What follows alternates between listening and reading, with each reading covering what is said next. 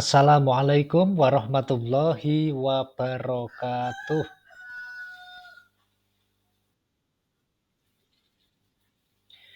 Alhamdulillahirabbil alamin. Bismillah wa syukrulillah ala ni'matillah wassalatu wassalamu ala Rasulillah Muhammadin sallallahu alaihi wasallama amma ba'd. Yang terhormat seluruh Bapak, Ibu yang telah meluangkan waktu pada kesempatan hari ini. Pertama-tama marilah kita panjatkan puji syukur kita kehadirat Allah Subhanahu wa taala.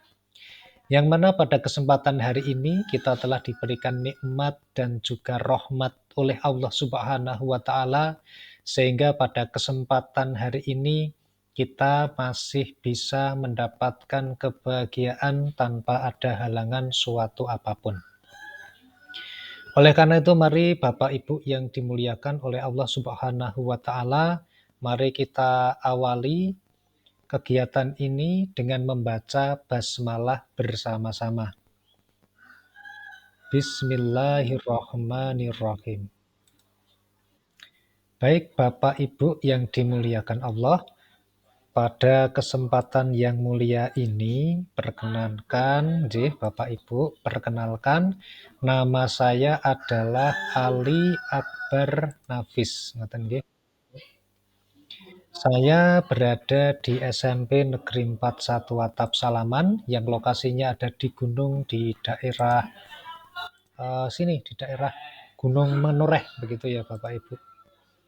Nah, pada kesempatan hari ini Bapak Ibu, saya mohon izin kepada Bapak Ibu semuanya karena kita akan melakukan diseminasi mengenai budaya positif calon guru penggerak angkatan 9. Nah, saya mohon izin untuk cek apakah slide-nya sudah bisa terlihat di layar Bapak Ibu semua, nggih? Sudah ya? Oh ya, baik. Saya mohon izin untuk lanjut nggih Bapak Ibu nggih. Baik, perkenalkan nama saya Ali Akbar Nafis SPD, calon guru penggerak angkatan 9 dari Balai Besar Guru Penggerak Provinsi Jawa Tengah. Saya mengajar di SMP Negeri 41 Atap Salaman dan juga selaku pengasuh dari Majelis Taman Surga. Nah, pada kesempatan yang indah ini, sebelum kita mulai belajar, kita akan bahas dulu mengenai kesepakatan belajar kita. Nanti Bapak Ibu kalau setuju bisa mengatakan setuju begitu setelah saya bacakan poin-poinnya, atau Bapak Ibu bisa memberikan jempolnya atau hati atau sebagainya. Begitu nggih?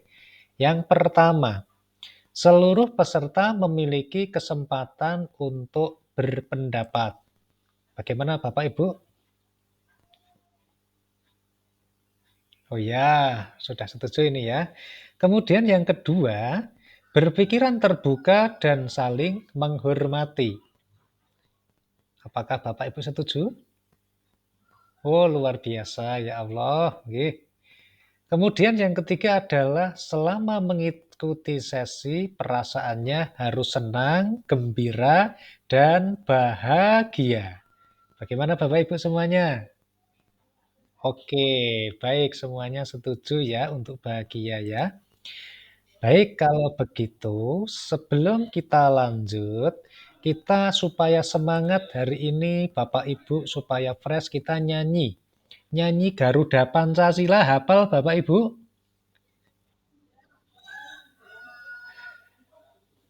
Alhamdulillah hafal nggih. Baik, kalau begitu bisa ini di-on-kan dulu untuk mic-nya Bapak Ibu semua, kita nyanyi Garuda Pancasila bagaimana?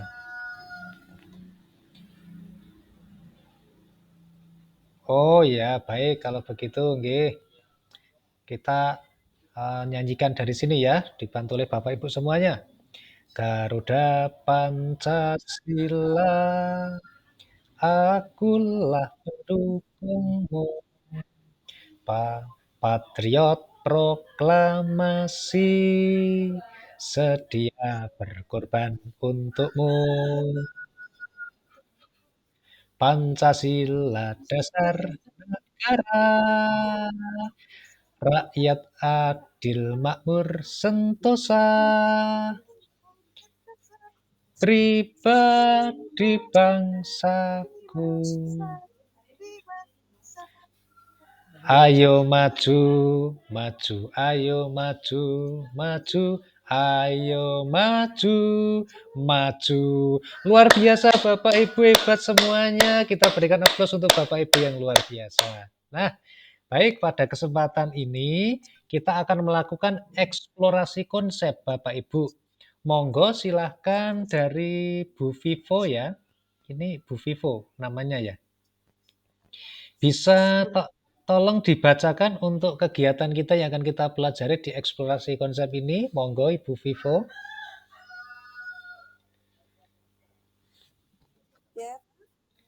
Ya, silahkan bisa dibantu untuk membacakan materi yang akan kita pelajari pada kesempatan ini, Bu.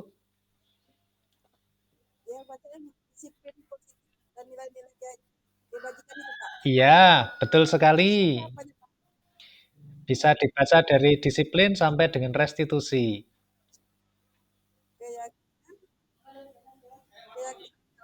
Ya,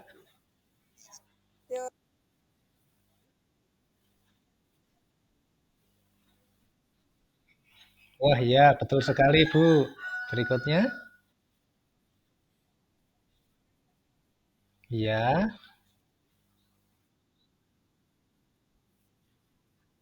ya, betul sekali. Satu lagi, Bu. Iya, betul sekali. Beri aplaus untuk Bu Vivo. Luar biasa sekali. Alhamdulillah.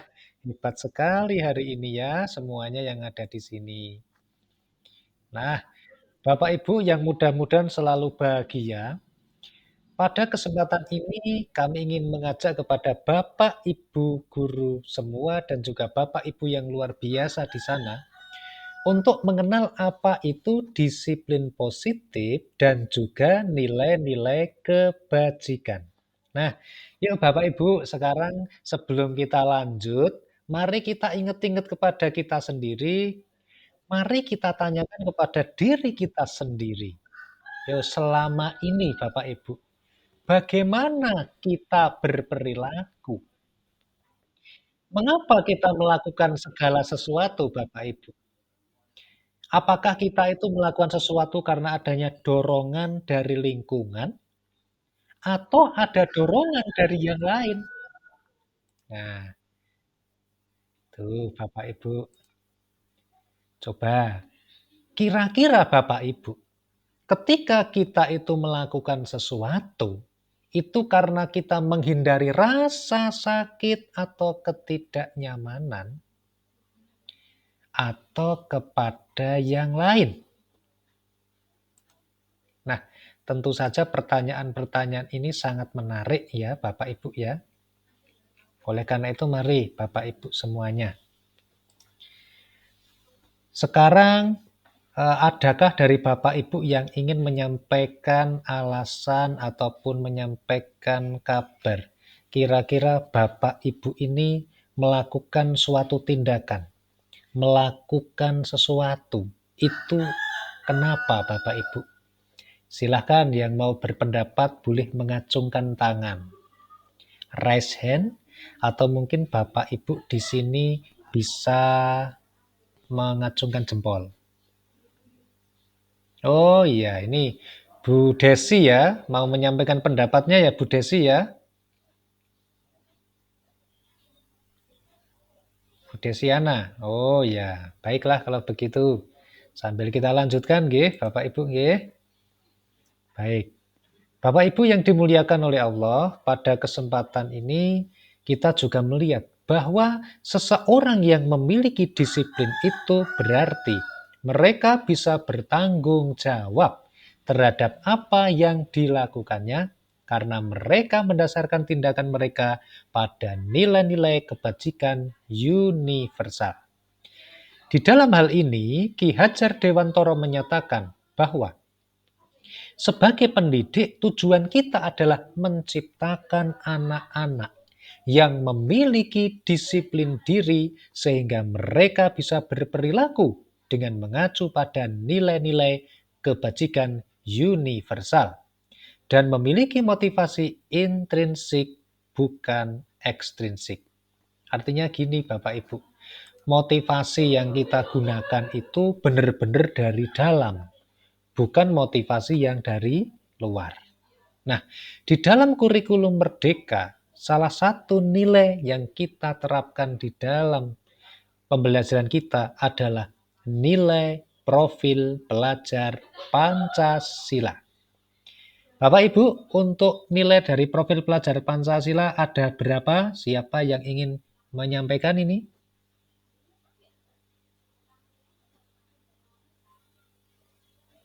Oh ya, Bu Vivo mau menyampaikan lagi? Atau mungkin Bu Sari? Ada Bapak Muhammad Khalil juga? Oh ya, ada di sini. Ini ada yang pertama, nilai-nilai kebajikan itu adalah beriman, bertakwa kepada Tuhan Yang Maha Esa, dan berakhlak mulia. Nah, di situ Bapak Ibu. Kemudian untuk nilai yang kedua adalah mandiri. Nilai yang ketiga adalah bernalar kritis. Dan yang keempat adalah berkebinekaan global. Kemudian untuk yang kelima adalah bergotong royong. Dan yang terakhir adalah kreatif. Nah, Bapak Ibu, ini adalah nilai-nilai profil pelajar Pancasila yang diinkludkan di dalam kurikulum Merdeka. Nah, Bapak Ibu, selain itu ada nilai-nilai lain yang perlu kita junjung, yang perlu kita tanamkan, dan juga perlu kita tumbuhkan.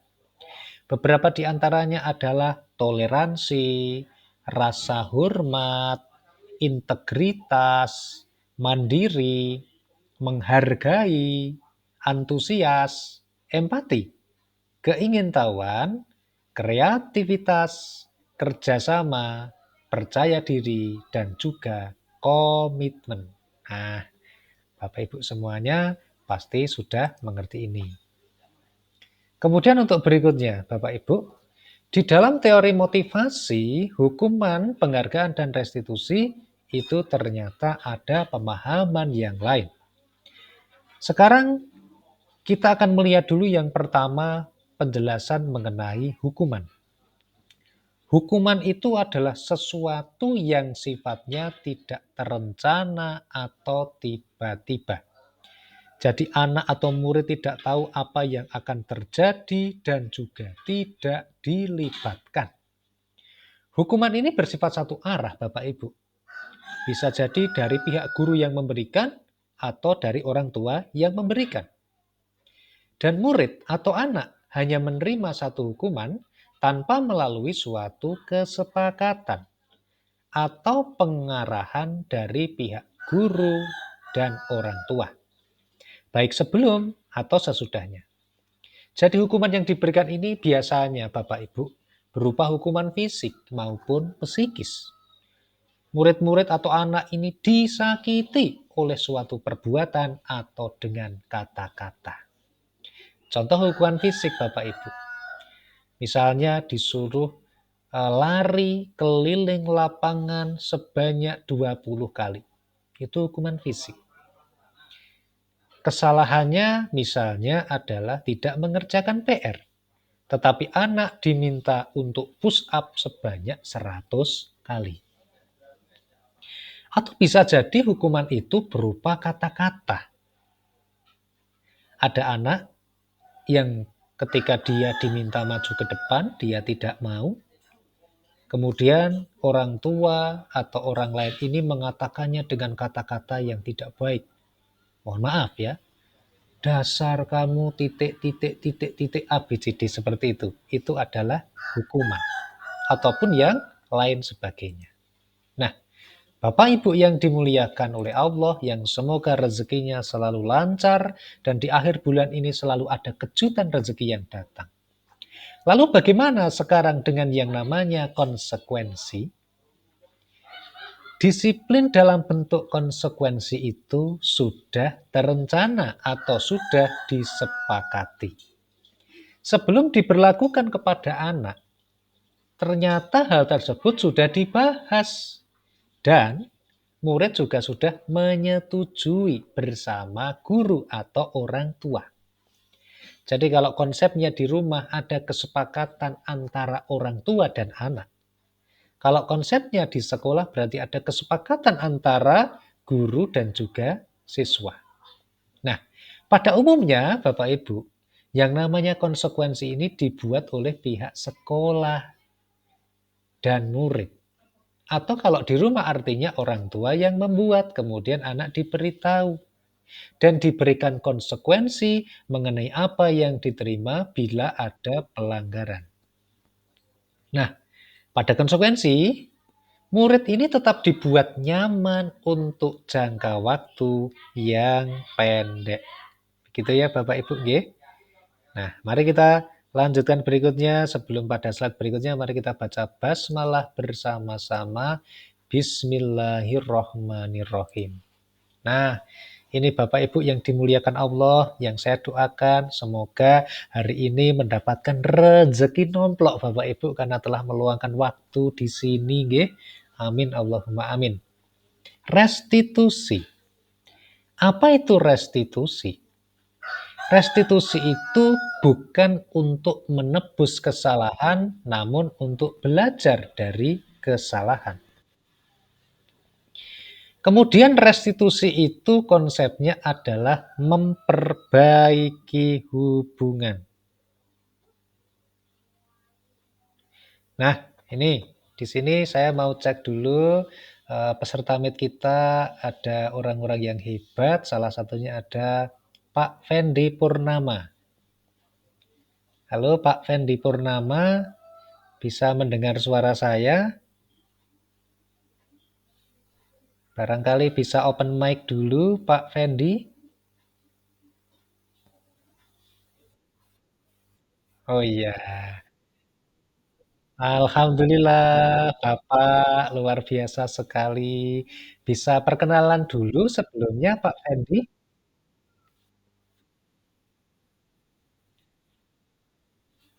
Alhamdulillah,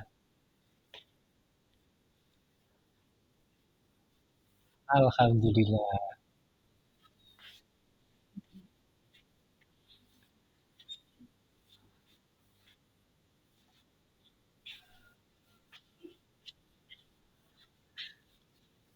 Baik Pak Fendi, sekarang eh, barangkali Pak Fendi punya pandangan mengenai restitusi. Bagaimana menurut Pak Fendi?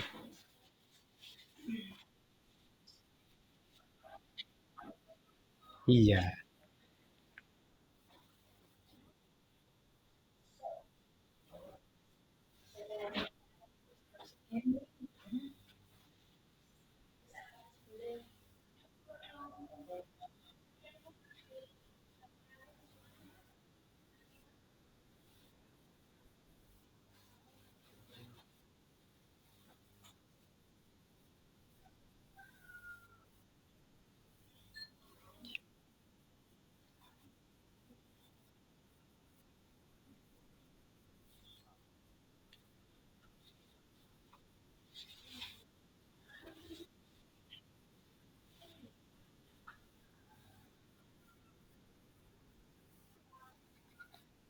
Luar biasa sekali Bapak Ibu semua. Kita beri aplaus untuk Pak Fendi yang sudah menyampaikan gagasannya mengenai restitusi. Masya Allah.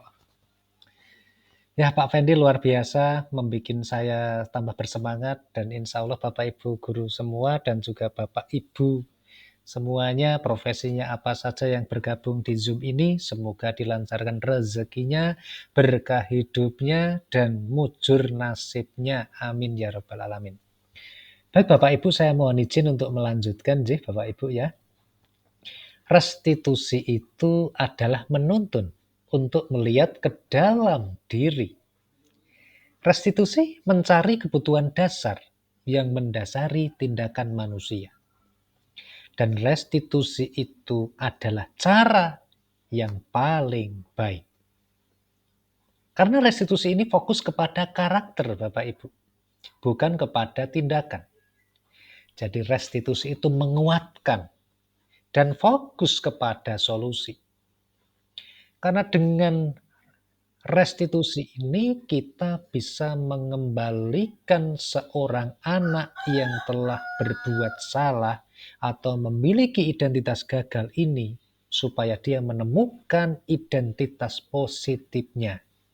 Bagaimana dia bisa merubah dirinya menjadi lebih baik untuk sesuai dengan keyakinan yang ada di dalam kelompoknya, sehingga dia bisa diterima kembali di kelompoknya. Dalam konsep keluarga berarti dia bisa diterima di keluarganya. Dan dalam konsep sekolah tentu saja dia bisa diterima oleh guru-gurunya atau diterima oleh teman-teman yang ada di sekolahnya. Nah, Bapak Ibu yang dimuliakan Allah, pada kesempatan ini kita akan belajar mengenai keyakinan kelas atau kalau kita konsepnya di rumah berarti keyakinan rumah. Ada pepatah mengatakan rumahku surgaku, maka ada istilah sekolahku surgaku.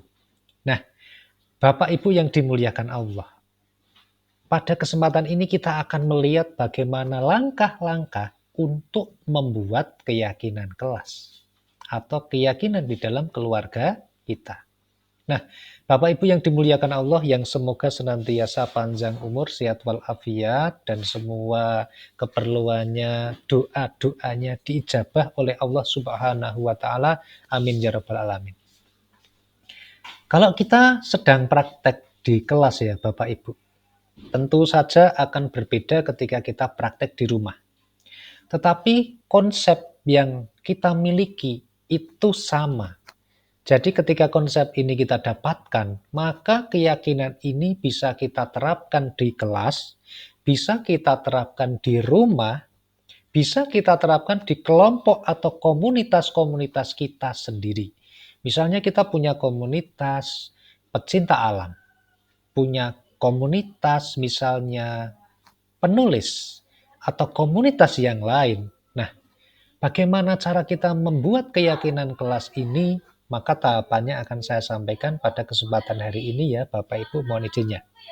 Yang pertama, kalau kita bicara di konsep yang ada di sekolah, nanti tinggal sekolahnya kita ganti dengan komunitas kita. Kita ganti dengan rumah tangga kita.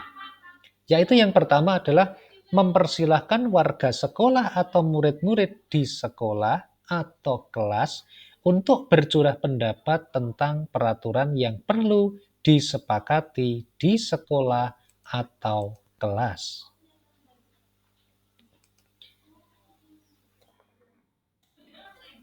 Nah, Bapak Ibu yang dimuliakan Allah. Kemudian yang kedua adalah mencatat semua masukan-masukan yang diberikan oleh murid atau siswa atau anak atau orang-orang yang berada di komunitas kita itu bisa dicatat di papan tulis, pakai selembar kertas, poster, ataupun yang sederhana kita menggunakan bantuan LCD, kita ketik, kita tampilkan di layar. Intinya apa? Intinya agar semua masukan, ide itu bisa dilihat oleh semua orang dan setiap warganya, warga kelompoknya tadi bisa mencurahkan idenya. Idenya tertulis, tercurahkan, bisa dibaca dan dilihat oleh semua orang. Nah, Bapak Ibu yang dimuliakan Allah, ketika sudah dituliskan, tentu saja di situ kita akan menemui beberapa kalimat-kalimat, harapan-harapan mengenai keyakinan dan nilai yang dituliskan dengan kalimat negatif. Bagaimana contohnya? Contohnya kalau konsep yang ada di sekolah ya, pasti akan ada siswa yang menuliskan, saya tidak akan datang terlambat. Nah, saya tidak akan datang terlambat. Bagaimana ini Bapak Ibu?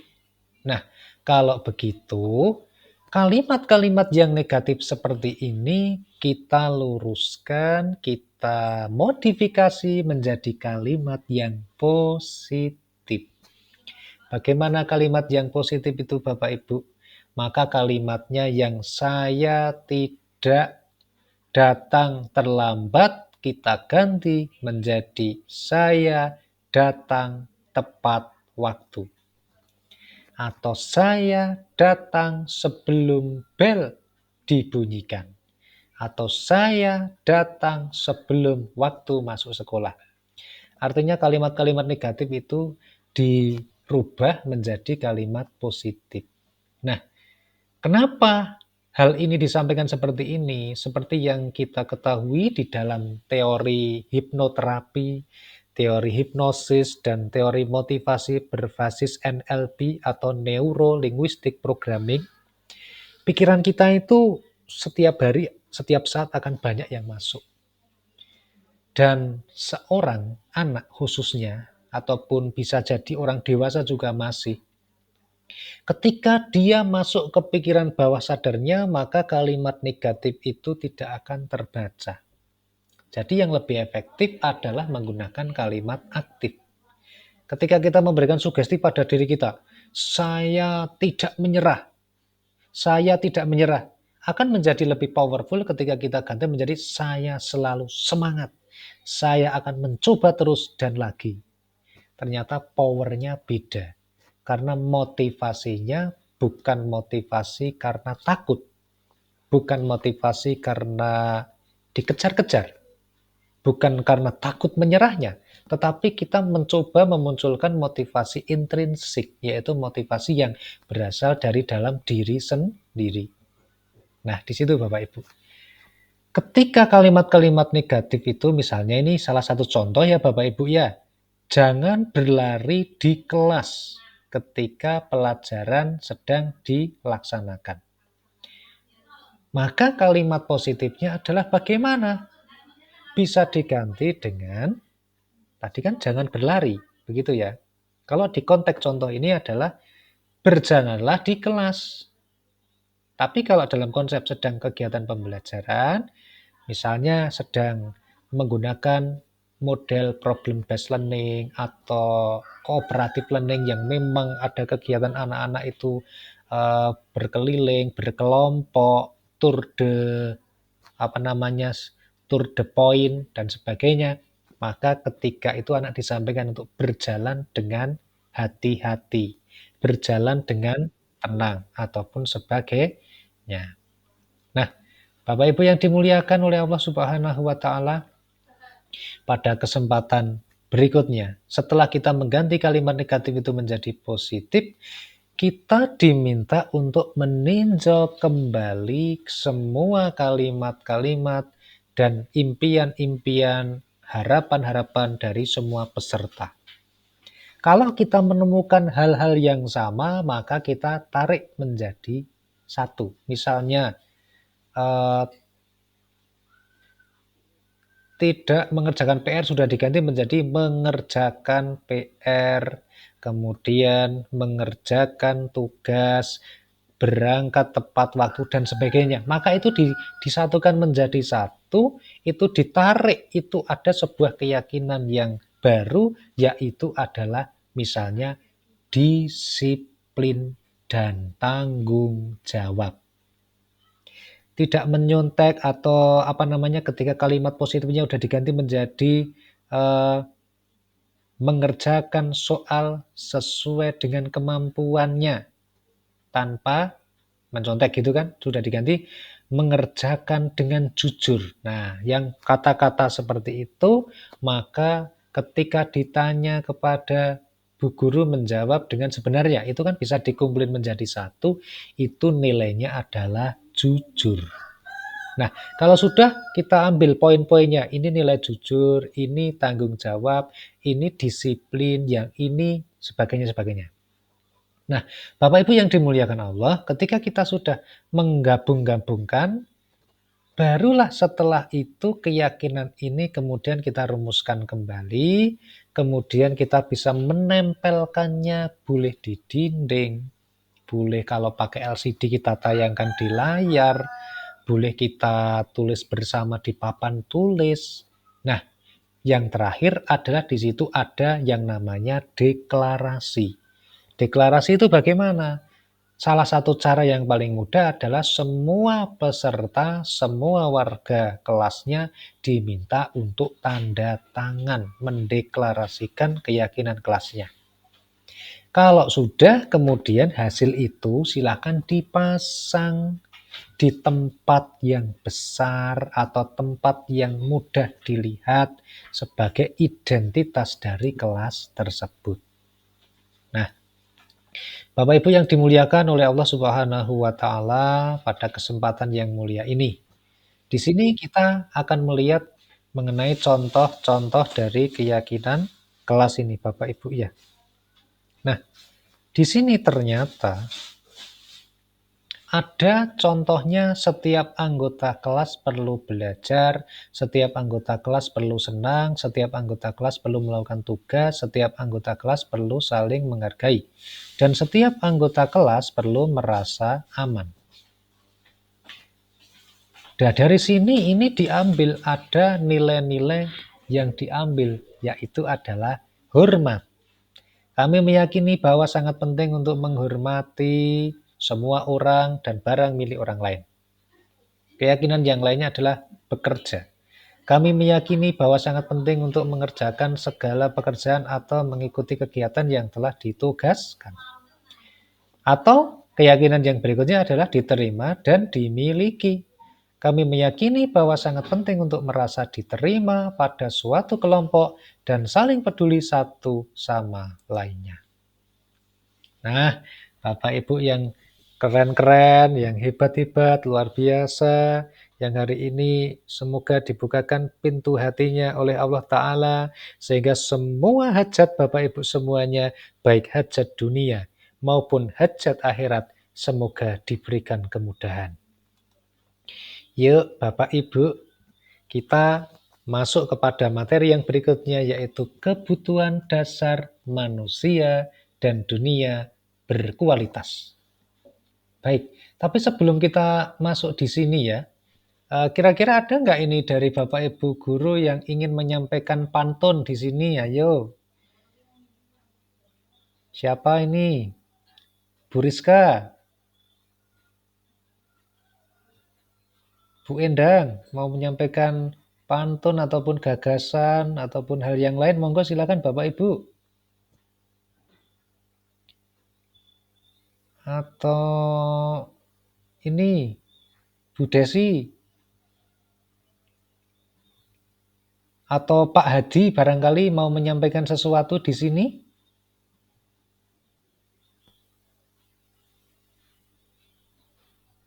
Ya, Bu Vivo, monggo Bu Vivo. Sebelum kita masuk ke kebutuhan dasar manusia dan dunia berkualitas, barangkali mau menyampaikan sesuatu dulu.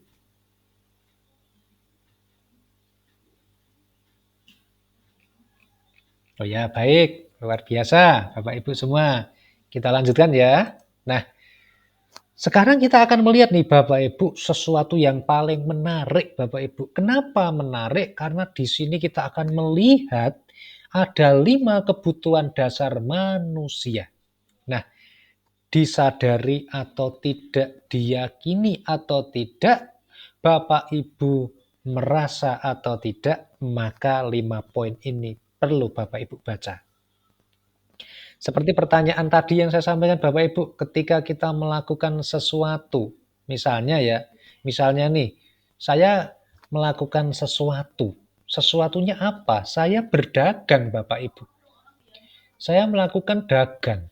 Sebagai seorang laki-laki kepala rumah tangga, saya berdagang. Misalnya saya menjual kelapa muda di tengah-tengah lapangan siang-siang. Terik, panas. Saya yang jual tidak minum, tetapi saya memberikan pelayanan kepada orang-orang yang membeli. Pertanyaannya, kok bisa ya Pak Nafis ini mau-maunya siang-siang panas-panas jualan kelapa muda? Dia juga nggak minum. Nah, pertanyaannya ternyata ada di sini Bapak Ibu. Ada 5 kebutuhan dasar manusia itu yang perlu dipenuhi. Ketika hal itu tidak terpenuhi, maka seseorang akan berusaha untuk mencari pemenuhan pada kebutuhan dasar itu. Nah, di sini Bapak Ibu bisa melihat, kebutuhan yang pertama adalah kebutuhan mengenai bertahan hidup Bapak Ibu. Banyak sekali ketika ada maling, mohon maaf, atau pencuri, ataupun yang lainnya, mereka mengambil barangnya orang dengan apa? Dengan salah satunya untuk bertahan hidup, supaya dia masih bisa makan, supaya keluarganya masih bisa makan. Hanya saja, karena kebutuhan itu tidak tercukupi, dia mencari cara untuk memenuhinya dengan cara yang tidak baik. Kalau mencuri kan tidak baik Bapak Ibu, nggih. Nah, kemudian yang kedua Bapak Ibu, ada yang namanya kebutuhan untuk kasih sayang dan rasa diterima. Bisa jadi Bapak Ibu ada seorang anak ini yang ketika dia berada di sekolahnya, di lingkungan sekitarnya, di lingkungan masyarakat, dia terkenal sebagai anak yang hiperaktif, kemudian dia selalu mencari-cari perhatian, kemudian dia selalu melakukan sesuatu yang bertentangan dengan norma-norma yang ada di masyarakat. Tetapi ternyata setelah kita telusuk, bukan anaknya yang nakal Bapak Ibu, tetapi dia memiliki kebutuhan dasar yang namanya kasih sayang dan rasa diterima, yang tidak bisa dia dapatkan di keluarganya. Artinya ada kekosongan di dalam hati dan pikirannya. Dia membutuhkan itu. Dia itu butuh tangki kasih sayang. Dia butuh minuman kasih sayang, tapi dia tidak pernah mendapatkan itu di rumahnya. Oleh karena itu apa? Dia akan berusaha memenuhi kebutuhan itu dengan cara berbuat sesuatu di luar sana untuk memancing orang memberikan perhatian. Dan kita, sebagai orang yang umum, biasanya menganggap anak ini anak yang rusuh, anak yang nakal, anak yang nyun sewu, apa namanya, ya negatif lah, kita memberi label kepada anak-anak ini anak negatif. Tetapi sebenarnya Bapak Ibu, ada lebih dari sesuatu tentang labeling kepada anak yang negatif itu, yaitu kebutuhan dasar anak ini yang belum terpenuhi. Jadi ketika anak ini dimarahi, dijewer, bahkan mohon maaf ditempiling, ditendang, besok akan mengulangi lagi.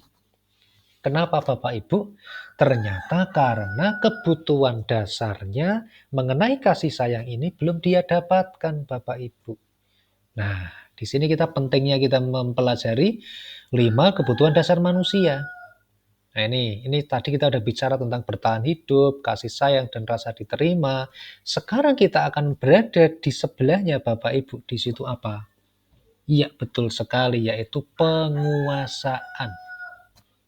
Pernahkah Bapak Ibu di masyarakat ataupun apa namanya di lingkungan kita ataupun di kelas ataupun di rumah kita bertemu sama orang-orang yang berlaku sewenang-wenang Bapak Ibu. Nih misalnya ya mohon maaf ya. Mohon maaf kita di jalan ya. Kita di jalan ada di jalur Bangjo Bapak Ibu. Lampunya sudah benar merah, tapi ada orang yang menerobos lampu Bangjo itu, kemudian dia mau menang-menangan lewat. Kenapa Bapak Ibu? Ternyata dia membutuhkan kebutuhan yang namanya penguasaan. Atau mungkin ketika kita memiliki anak, jumlah anaknya 2 Bapak Ibu, 1 laki-laki, 1 perempuan, yang satu sering memukul adiknya atau ya intinya bikin nangis. Kenapa? Karena anak ini membutuhkan kebutuhan yang namanya adalah penguasaan. Dia pengen berkuasa. Pokoknya saya di sini satu-satunya penguasa. Bahasa itu nggak bisa disampaikan lewat kata-kata, tetapi itu lewat tindakan kalau anak-anak. Gitu ya. Yang satu yang baru mainan berdua, tiba-tiba yang satu nangis, wah kenapa ini? Ternyata dicek, oh ternyata ada sesuatu yang dilakukan oleh anaknya yang satu tadi. Nah, oke Bapak Ibu kita lanjutkan. Berikutnya ada yang namanya kesenangan juga. kesenangan. Orang membutuhkan kesenangan. Kalau dia tidak bisa mendapatkan kesenangan itu, maka dia bisa mencoba mencari-cari cara untuk mendapatkan kesenangan. Apa contohnya? Contohnya barangkali, eee, misalnya ini yang paling sederhana ya Bapak Ibu, menjahili temannya. Ya, ini ada temannya bawa kunci sepeda motor, diambil kuncinya Bapak Ibu. Kemudian temannya mau pulang ini akhirnya bingung mencari kuncinya. Itu tentang apa? Kebutuhan tentang kesenangan. Jadi pengen. Nah, oke Bapak Ibu, nggih. Selain itu yang terakhir adalah di situ ada yang namanya kebebasan. Nah, Bapak Ibu, ini saya penasaran dengan Bapak Ibu semuanya, ya. Kalau menurut Bapak Ibu, Bapak Ibu itu lebih cenderung sekarang ini memiliki kebutuhan dasar apa yang perlu dipenuhi? Apakah bertahan hidup, kasih sayang dan rasa diterima, kelebihan, penguasaan, atau kesenangan? Monggo silahkan Bapak Ibu yang mau bercurah pendapat, silahkan kami berikan kesempatan. Monggo silahkan Bu Vivo juga boleh, Bu Uin juga boleh, Bu Rizka, Pak Khalil, Pak Fendi, Bu Esti. Monggo Bu Esti.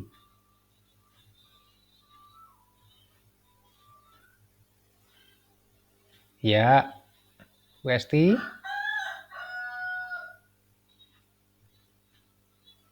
Bu Paramita.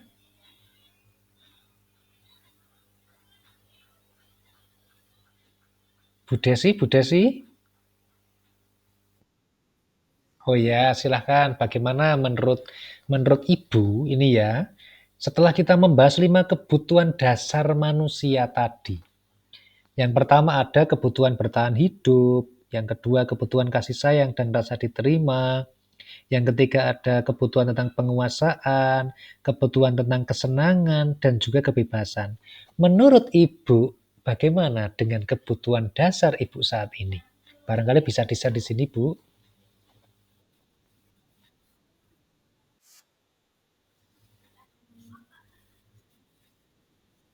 Oh, boleh, boleh. Kepada murid-murid, boleh. Murid-muridnya Bu Desi. Sekolah mana ya?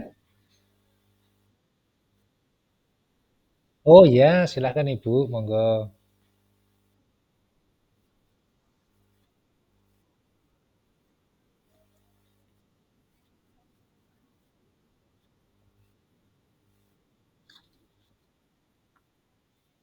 Iya.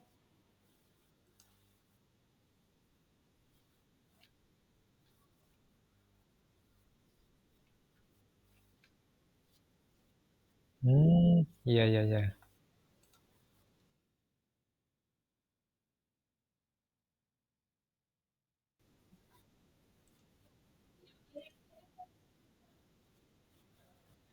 Oh iya, Bu.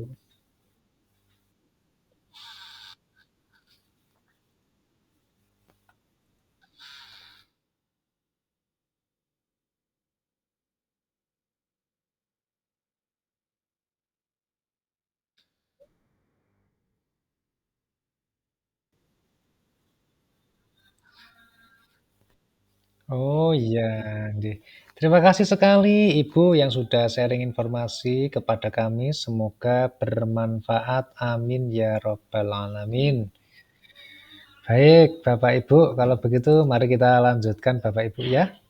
Nah, pada kesempatan ini kita akan mempelajari mengenai 5 posisi kontrol. Di sini Bapak Ibu ya, di segitiga restitusi ini kita akan melihat Bapak Ibu, bagaimana ada 3 poin penting ya. Di situ ada 3 poin penting. Yang pertama adalah menstabilkan identitas. Yang pertama menstabilkan identitas. Kemudian yang kedua adalah melakukan validasi tindakan yang salah. Baru yang ketiga nanti adalah menanyakan tentang keyakinan. Nah, Baik Bapak Ibu yang dimuliakan oleh Allah Subhanahu wa taala, pada kesempatan yang mulia ini kita di sini akan mencoba memanajemen ketika kita bertemu dengan anak yang salah, orang atau teman kita di komunitas kita yang salah, ataupun ada masyarakat, tetangga, ataupun yang lain, orang-orang yang salah melakukan kesalahan itu dengan menggunakan segitiga restitusi. Bagaimana Bapak Ibu? Nah, pertanyaannya di sini bagaimana, gitu ya. Nah, Bapak Ibu yang dimuliakan Allah, apapun kondisi orang yang sedang bersalah itu selalu harus kita sambut dengan baik. Karena ulama mengatakan, jangan pernah membenci seseorang. Yang boleh dibenci itu hanya sikapnya saja. Tetapi jangan sampai ketika kita melihat seseorang yang pemarah, kemudian kita ikut marah. Kita boleh jadi tidak senang dengan sifat marahnya dia, tetapi orangnya itu tidak seharusnya kita benci, Bapak Ibu. Karena orang itu memiliki hidup dalam satu harinya 24 jam. Dan tidak akan 24 jam dia itu marah, Bapak Ibu. Dia akan marah itu ya hanya berapa menit saja, berapa jam saja, dan itu tidak akan dilakukan setiap hari. Nah, oleh karena itu ketika ada anak yang bersalah, ketika ada orang yang bersalah di keluarga kita, di komunitas kita, di kumpulan PKK kita, atau misalnya kumpulan bapak-bapak kita yang ada di rumah gitu ya, atau di komunitas, bagaimanapun kesalahannya harus kita terima dulu Bapak Ibu. Kita lihat dengan baik. Kemudian ketika itu kita stabilkan. Kita tanya, tetap tanya seperti biasa. Misalnya nih ya, ini sudah ada orang yang mencuri, ini pencuri sudah ketangkap. Apa yang terjadi Bapak Ibu kalau dia dijotos, ya kan? Kemudian dihajar, kira-kira jaminan nggak besok dia nggak mencuri lagi? Belum tentu Bapak Ibu. Dan bahkan ketika yang nyuri itu sudah dosa, kita mukul juga dosa Bapak Ibu ya. Nah oleh karena itu caranya gimana? Kita tanya, ya kamu ini mencuri ya? Kamu mencuri? Kita sampaikan saja. Ya, kamu mencuri ya? Oke, baik kamu mencuri, yang dicuri apa? Oh, pisang yang dicuri. Di mana pisangnya dicurinya? Di kebun. Oh, di kebun. Oke, baiklah, kamu nyuri pisangnya di kebun. Baik, sekarang pertanyaannya gini. Pisang kamu yang dicuri di kebun tadi, itu kamu nyurinya sendiri apa sama orang lain? Sendiri. Oke, baik. Oke, baik.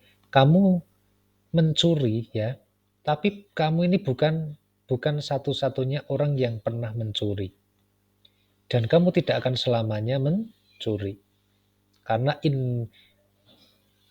apa namanya?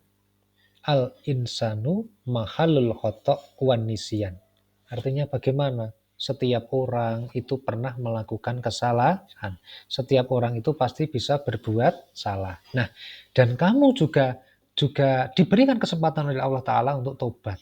Kan gitu. Itu menstabilkan identitas. Kita stabilkan dulu. Kalau sudah stabil anak ini, sudah tidak panik, sudah mulai terbuka, baru kita tanyakan validasi tindakannya. Tadi gimana ceritanya mencurinya itu? Kita tanya di situ. Bapak Ibu yang dimuliakan Allah. Ketika kita sudah validasi, kamu tentu punya alasan mengapa melakukan itu. Adakah cara yang lebih efektif untuk mendapatkan apa yang kamu butuhkan? Nah, kalau sudah itu terjawab semuanya, baru kita akan arahkan dengan pertanyaan ke keyakinan kelas apa yang telah kita sepakati. Kalau kamu mencuri, itu kamu tidak sesuai dengan nilai apa. Dia akan berusaha mencari jawabannya, yaitu tentang apa? Kejujuran. Dia tidak sesuai dengan prinsip kejujuran. Jadi kalau begitu kamu ingin menjadi orang yang seperti gimana? Kita tanyakan dia pengen nggak untuk mendapatkan kejujuran itu. Maka dia akan mencoba untuk mendapatkan kejujuran itu, Bapak Ibu. Nah, ketika dia sudah tahu dia salah, kemudian dia harus kembalinya kemana? Yaitu kepada kejujuran tadi. Bagaimana caranya? Dia akan berusaha mencari cara. Dan setelah dia melakukan kesalahan, kita akan arahkan dia untuk mencari problem solvingnya gimana. Kalau kamu mencuri, terus kamu harus gimana? Apa yang harus kamu lakukan? Kita arahkan bagaimana dia supaya dia memunculkan dari pikirannya, oh saya harus menyelesaikan masalah ini, yang pertama minta maaf, kalau perlu saya mengganti dan sebagainya. Nah itu adalah segitiga restitusi Bapak Ibu. Nah Bapak Ibu yang dimuliakan Allah, mari kita latihan Bapak Ibu ya. Ini nih, ini ada satu kasus Bapak Ibu, nanti bisa dipecahkan bersama-sama. Saya akan bantu membacakan Bapak Ibu. Nanti Bapak Ibu silakan mendengarkan dengan seksama ya. Didengarkan baik-baik. Kemudian nanti silakan ada pertanyaan di akhir kasus tadi. Nanti silakan bisa dijawab. Masing-masing dari Bapak Ibu nanti saya berikan kesempatan untuk menjawab. Begitu ya Bapak Ibu ya. Oke, baik. Kasus yang pertama ini Bapak Ibu. Didengarkan ya dengan seksama ya Bapak Ibu ya. Nah, oke, baik. Baiklah Bapak Ibu, ini saya bacakan ya. Bentar, saya baca kasusnya.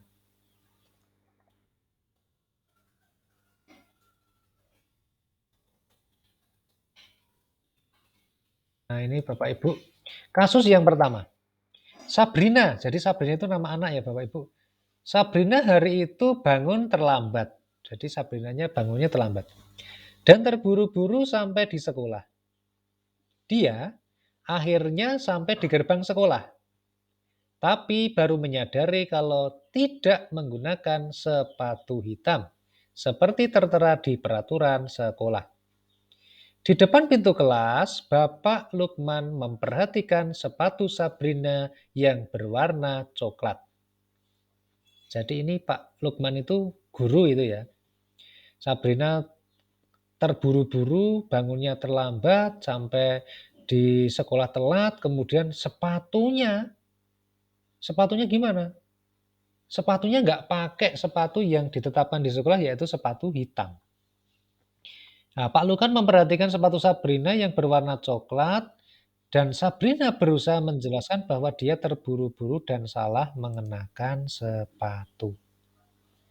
Nah, Pak Lukman kemudian menanyakan kepada Sabrina, apa peraturan sekolah tentang seragam warna sepatu?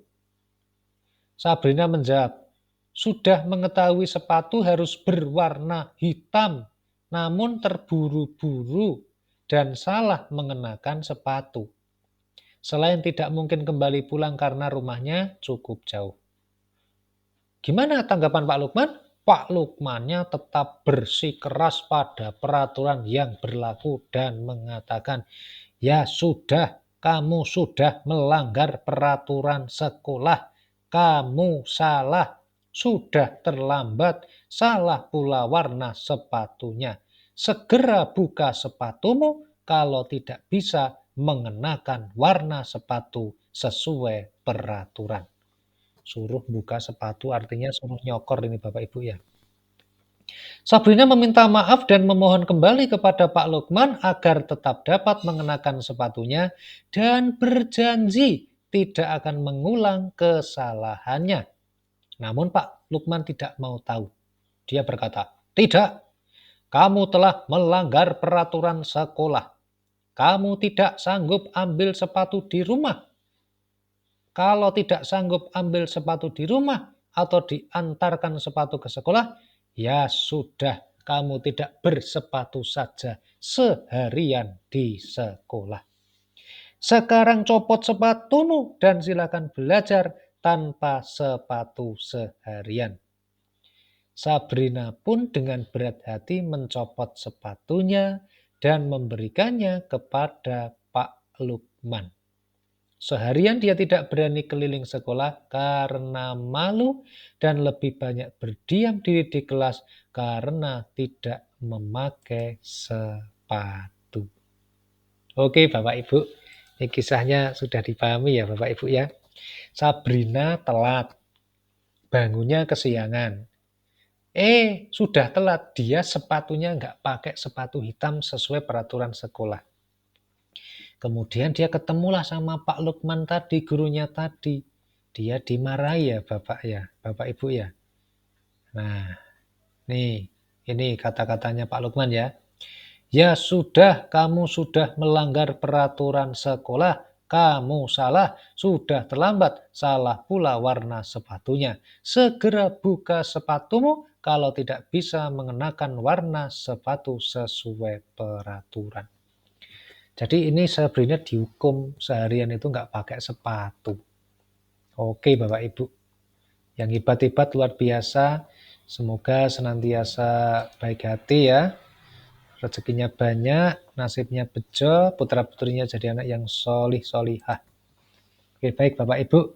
Monggo ini ada 4 pertanyaan ini, silakan nanti saya bagikan kepada Bapak Ibu semuanya untuk berdiskusi bersama-sama, nggih.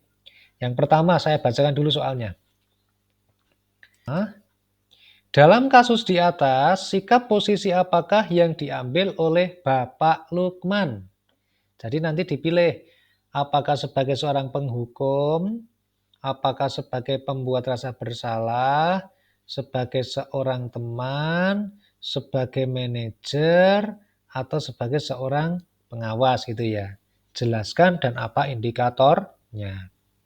Kemudian yang kedua, bila Bapak Lukman mengambil posisi seorang manajer. Kalau dia seorang manajer, apa yang akan dikatakannya? Pertanyaan-pertanyaan seperti apakah yang akan diajukan ke Sabrina? Jelaskan. Kemudian yang ketiga, kira-kira bila Anda adalah kepala sekolah di sekolah tersebut, nilai kebajikan apa yang ingin dituju oleh peraturan harus berwarna hitam? Dan pertanyaan yang terakhir adalah, bagaimana Anda menyikapi langkah yang diambil Pak Lukman mengenai kasus tersebut? Monggo silahkan untuk pertanyaan yang pertama dulu. Siapa yang akan membantu berdiskusi menjawabnya? Silahkan. Bu Paramita, Bu Desi, Bu Endang, Pak Fendi, Bu Rizka, Bu Vivo. Monggo silahkan. Kami berikan kesempatan.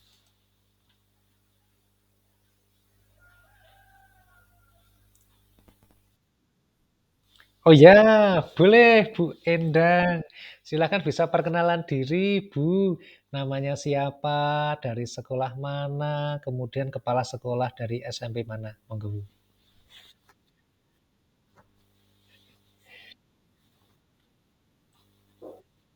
Iya, Bu.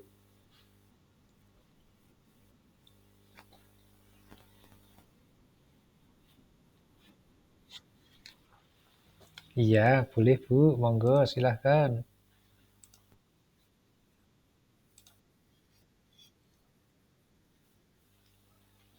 Sebagai penghukum, oh iya. Bu Endang, bagaimana ceritanya atau penjelasannya? Monggo.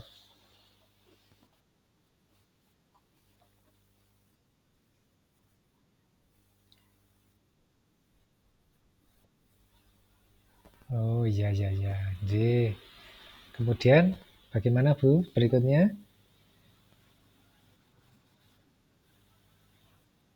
Oh iya, baik. Bu Endang, terima kasih sekali atas jawabannya. Berita berikan aplaus bersama-sama Bapak Ibu. Luar biasa. Keren sekali Bu Endang, nggih.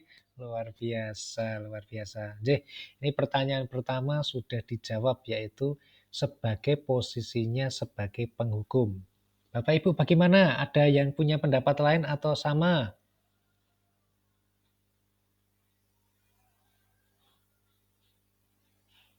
Oh sama ya, baik.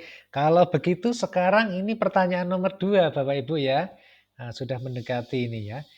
Bila Bapak Lukman mengambil posisi seorang manajer, apa yang akan dikatakannya? Pertanyaan seperti apa yang kira-kira akan diajukan ke Sabrina? Monggo silahkan ini. Tadi sudah Bu Endang yang ikut berpartisipasi dengan sangat luar biasa, sangat semangat, keren dan cerdas. Monggo berikutnya, silahkan, sinten niki? Saya berikan kesempatan.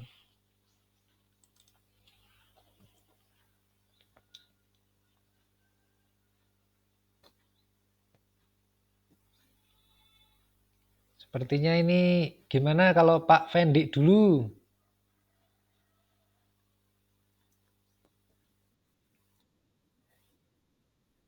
Oh ya, terima kasih. Waalaikumsalam warahmatullahi wabarakatuh.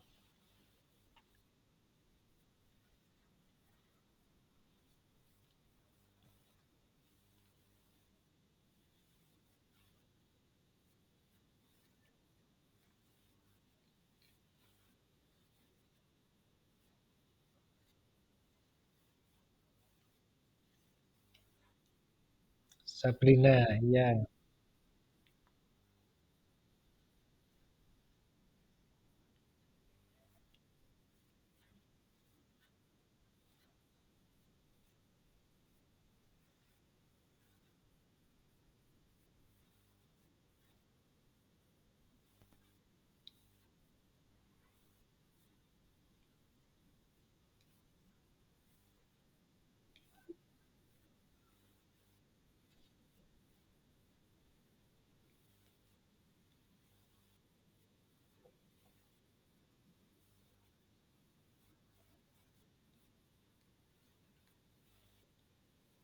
Wah, ya luar biasa.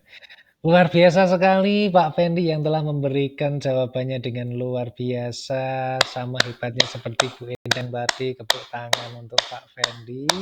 Terima kasih sekali jawabannya, menginspirasi kita semua, mudah-mudahan di tanggal 30 ini semoga rezekinya berkah, amin ya rabbal alamin. Habis ini semoga mendapatkan kejutan rezeki yang datang min haitsu la yahtasib, datang dari arah yang tidak disangka-sangka. Amin ya rabbal alamin. Terima kasih Pak Fendi nggih. Luar biasa. Baik, kira-kira ini sekarang ada pertanyaan nomor 3 ini. Monggo silahkan pertanyaan nomor 3 ini yang mau menjawab tadi sudah Bu Endang, sudah Pak Fendi. Monggo silahkan. Mau dijawab oleh Bu Desi dulu?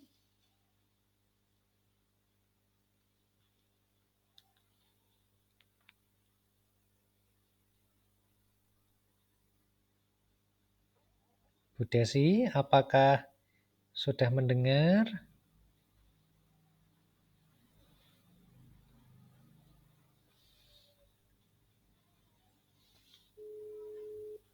Bu Desi?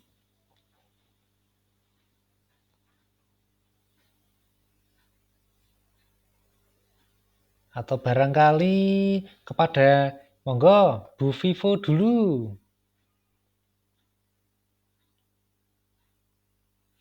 Monggo silahkan Bu Vivo.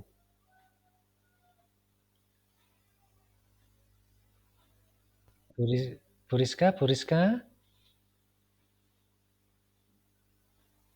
Bu Rizka Anjasworo, monitor, atau Bu Paramita.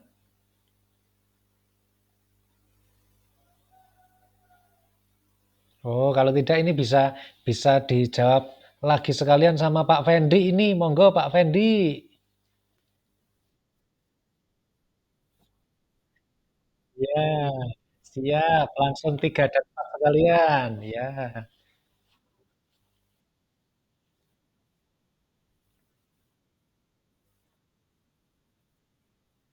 ya, ya betul sekali.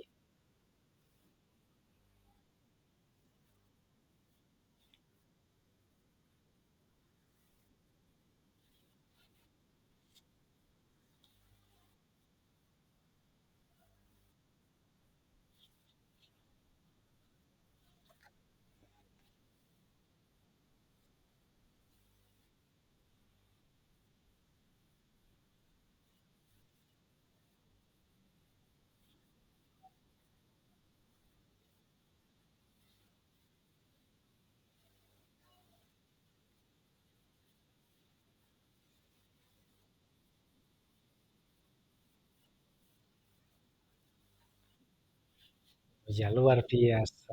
Nah, kemudian yang 4 sekalian Pak Fendi,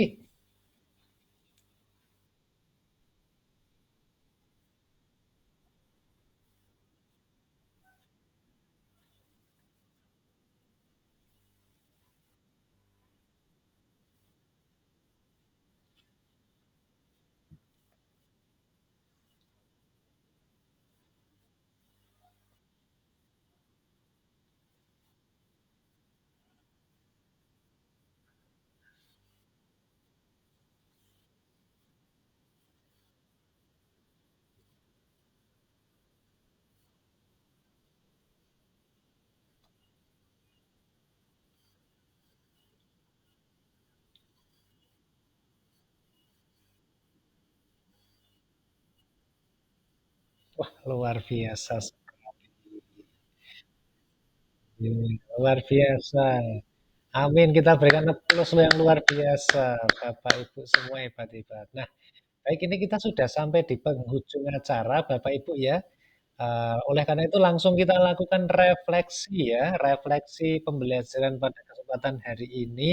Monggo silahkan untuk refleksi bisa sekalian disampaikan oleh Pak Fendi Purnomo. Monggo silahkan.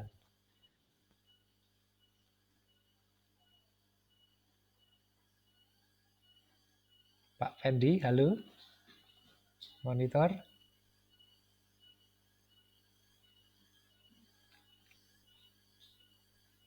Bu Endang monitor.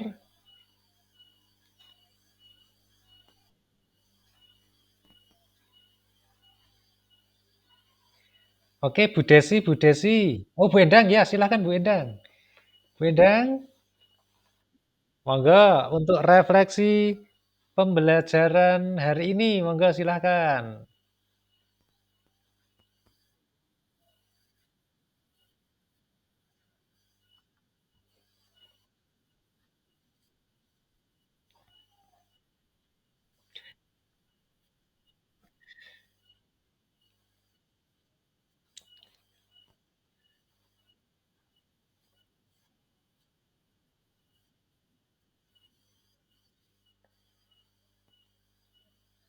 Luar biasa sekali Bu Endang. Terima kasih sekali atas refleksinya yang luar biasa.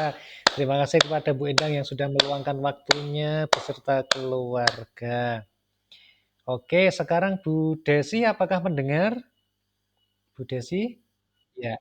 Oke, monggo Bu Desi diluangkan sebentar untuk refleksi kegiatan pembelajaran budaya positif hari ini. Monggo Bu Desi.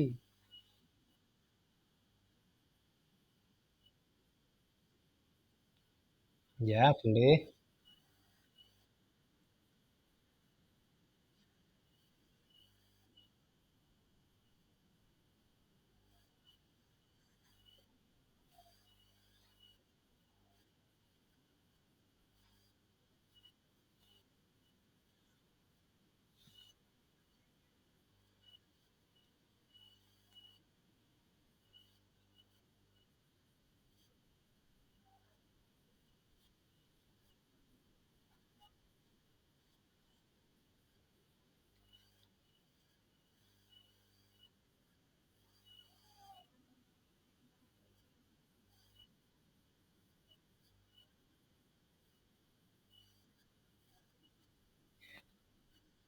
Terima kasih sekali Bu Desi atas waktu dan kesempatannya dan juga refleksi yang diberikan. Tepuk tangan buat Bu Desi yang luar biasa keren. Terima kasih yang sudah hebat sekali hari ini ya Bu. Oke, J. Ini berikutnya Mas Pak Fendi Purnomo, monitor, monitor. Pak Fendi Purnomo. Ya, monggo untuk refleksi dulu Pak Fendi, nggih.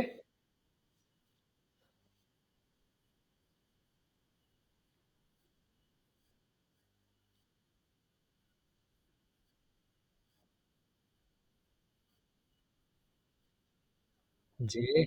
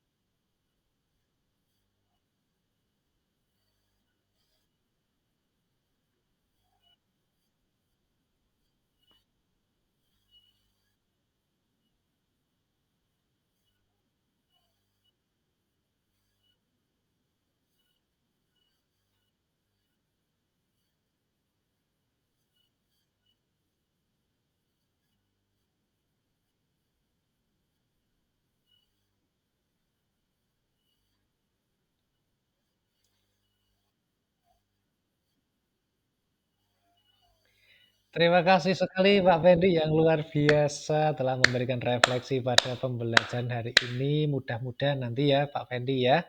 Amin. Monggo ini sebelum kita tutup acara ini, Bu Vivo sama Bu Rizka dan juga Bu Paramita mau memberikan refleksinya juga, monggo kami berikan kesempatan.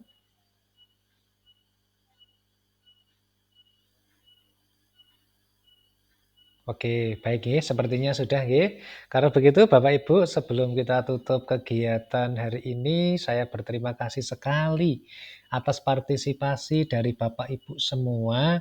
Semoga dengan ucapan jazakumullahu khairan, Allah Subhanahu wa taala membalas kebaikan Bapak Ibu semua dengan balasan yang terbaik, baik balasan di dunia sampai dengan balasan di akhirat. Semoga rezekinya semakin bertambah banyak, bertambah lancar, berlipat-lipat, dan bertambah berkahnya. Semoga umurnya senantiasa diberikan umur yang panjang, yang bisa untuk beribadah, dan juga hal-hal yang bermanfaat lainnya. Dan mudah-mudahan kita senantiasa nasibnya bejo, beruntung di dunia akhirat, mulia, dan selamat. Baik Bapak Ibu, kami tutup pertemuan ini. Terima kasih sekali. Salam untuk keluarga yang ada di rumah. Wassalamualaikum warahmatullahi wabarakatuh. Terima kasih Bapak Ibu. Terima kasih Bapak Ibu. Monggo boleh meninggalkan Meet. Saya terima kasih sekali. Semuanya matur nuwun.